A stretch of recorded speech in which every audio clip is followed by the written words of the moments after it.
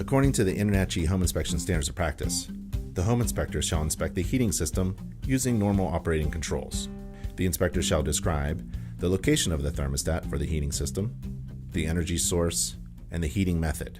The inspector shall report as in need of correction any heating system that didn't operate or if the heating system was inaccessible.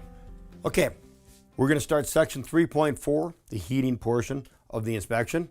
On this particular house, we have a furnace. You may have a boiler, you may have a heat pump. There just depends on where in the country you're living, what you have. So typically what we like to do is, first things first, go to the thermostat, do a visual inspection, make sure that we can actually adjust it. Newer furnaces, a lot of times now we're coming to furnaces or thermostats that the seller has locked. So part of our seller notice that we do before the inspection is asking them to unlock their thermostat so we can actually adjust things. If it is locked when you get here, you're not required to bypass it. Don't get in the habit of taking it off the wall and jump ring wires, things like that. Sometimes we'll ask the buyer's agent to call and see if the seller can unlock it with his phone.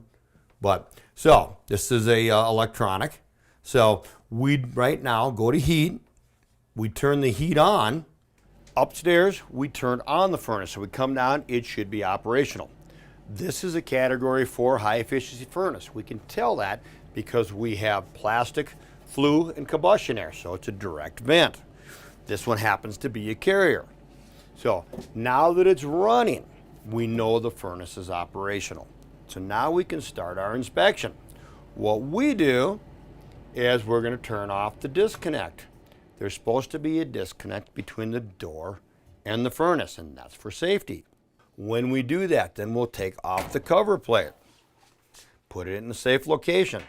At this point, we would start looking at our flue. Since this is a direct vent, we have a flue and we have our combustion air. So we have 2 pipes. These pipes are PVC. We're not code inspectors, but code does allow for PVC flue materials. Most of the the PVC manufacturers do not recommend its use as a vent product. In my report, I note that there's been documented problems with PVC. When we do use PVC, however, we have to have a purple primer, just like they have here, just like when we use it in our plumbing systems. Now, as it goes into the ceiling, we can't see it. We will look to see where it discharges if it's a safe location, but we will also note portions of the furnace flue were not visible, accessible for inspection because they disappear. In the basement, we looked at the furnace and we could see the flue on that side. Now, this is what comes out of the house. This is the combustion air. This is the flue. It's a little unconventional to have it this far out, but they're supposed to be 18 inches apart. Typically, we want to see screens. Most jurisdictions require a screen in the flue and the combustion air. In Colorado, we don't put it in the flue just because of condensation freeze up.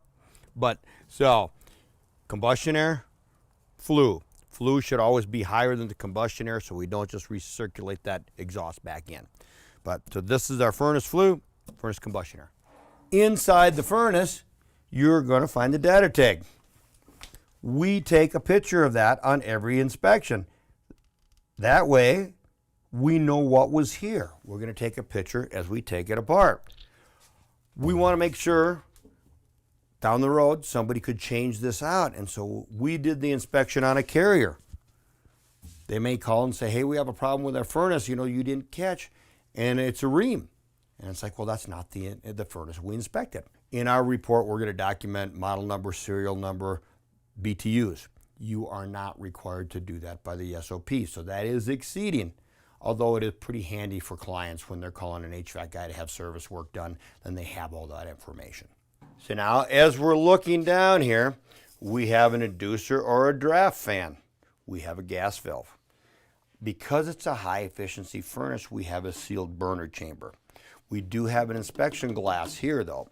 So when we turn the furnace back on, the first thing we should see happen is the draft fan should start spinning. Its job is to force our exhaust out. Then on this particular model, we have a glow plug or an igniter. Sometimes you'll have a spark plug on a high efficiency. We don't just have a standing pilot anymore. So when we look in here, we'll see a glow. After that glow gets really hot, we'll hear a click from the gas valve. And that'll turn the gas on, and then we should light our burners nice and evenly. If the burners do not light properly, there's a flame sensor that won't get hot, and it'll turn the burners back off. That's called a short cycle.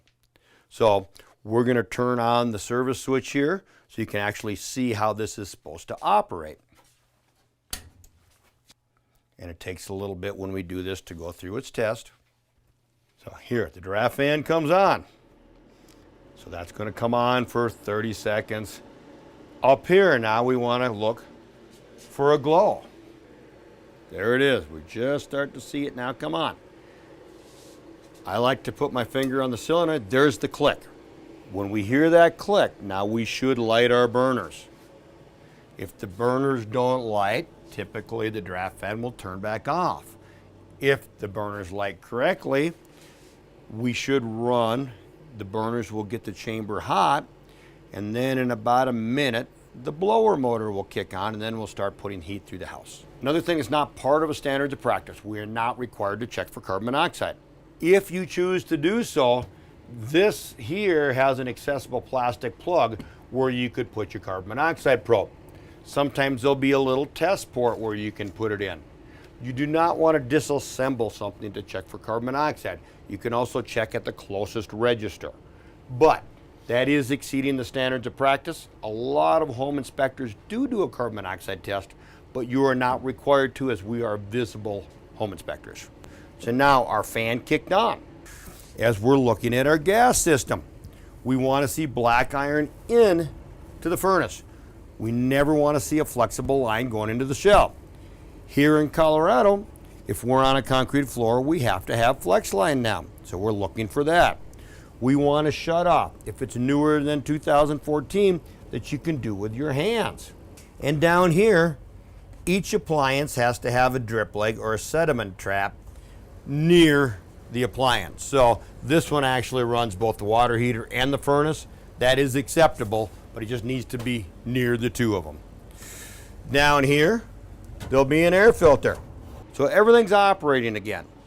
So this is when we put things back together. When the system was off, we looked at our air filter. Now, as the system warms up, we will use one of our small infrareds, and we will go and check that we have heat at all of our HVAC registers. Coming in here, on this house, in this room, every room should have heat. There, we can see it right there. On this one also. Now when we're looking for a basement, if it's a finished basement, we should have a return. So each level of the house has to have a return for the HVAC system to function properly. Again, coming in here, each room has to have a heat source. We have it right there, so it's getting hot. Interior bathrooms. Most jurisdictions do not require interior space bathrooms to have a heat source. So you will find a lot of bathrooms that do not have heating. If it's on an exterior wall and there's no heat source, in cold climates we write it up because you can't have a freeze problem for the water lines. And now we would just go through the house and check all our registers. Okay, here's another one. We'll actually check the flow. Make sure we have airflow also. Just because you have heat doesn't mean you have great airflow. You're not required to use an air meter. So we personally don't. But as we're going through, we see with this, if we have one that's cooler than the others, then we will check and see what kind of airflow we have to it. In this room, there's one right here. Again, we have nice airflow. There may be one in the back corner. Sometimes there's one by the window, but again, I'm not going to move a couch to try to find it. Here's our returns for this level of the house. This bathroom has one, so we're going to check it there. Bedrooms, we want a heat source in every bedroom. And again, usually they're located beneath the window. I'm not going to move the bed to find it. So the report's going to say, for HVAC registers, were not visible, accessible for inspection due to the occupant's belongings. Now this brings up a good point. Sometimes you will come to a house and they have a room locked. Unless somebody provided you the key, you're not required to inspect that room. You do definitely want to document the southeast bedroom door was locked. Therefore, the southeast bedroom and all interior components, electrical, etc., could not be inspected, could not be verified. So you are required to say what you cannot inspect. So in this house, that's what we have for our HVAC ducting. Now, we take a picture to start with a thermostat, especially when we can adjust them. And when we leave the house, we take another picture showing that the thermostat is exactly as we found it, back to 68 or whatever the client has it. Just wrapped up as 3.4. Now we're going to start on our cooling system.